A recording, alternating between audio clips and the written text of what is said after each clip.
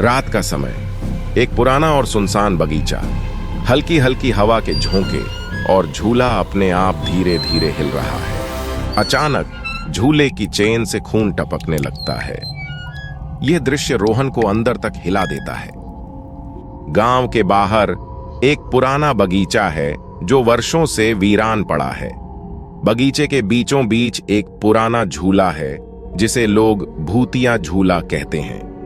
गांव वालों का मानना है कि जो भी उस झूले के पास जाता है कभी वापस नहीं आता।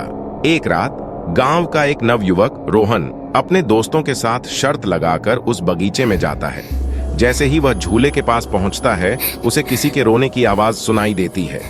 वह झूले को ध्यान से देखता है और उसकी आंखें फटी की फटी रह जाती हैं जब झूले पर खून के धब्बे दिखाई देते हैं।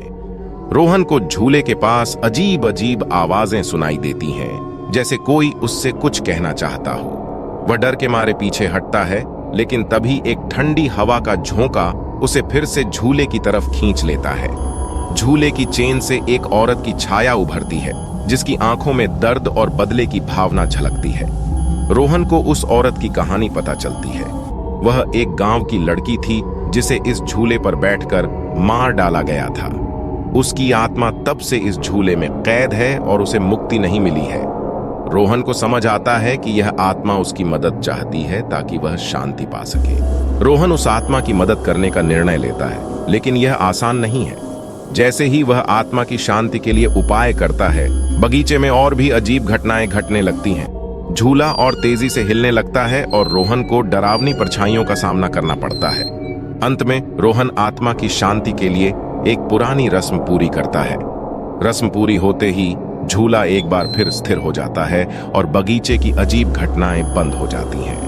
वह औरत की आत्मा रोहन को धन्यवाद देती है और धीरे धीरे गायब हो जाती है। रोहन बगीचे से सुरक्षित लौट आता है और गांव वालों को बताता है कि अब बगीचे में कोई भूत नहीं है। गांव वाले अब उस बगीचे में जाने से नहीं डरते। रोहन के साहस और दृढ़ता की कहानी गांव भर में फैल जाती है। लेकिन जब भी कोई उस पुराने झूले की ओर देखता है तो उसे ऐसा लगता है जैसे किसी ने अभी अभी गहरी सांस ली हो।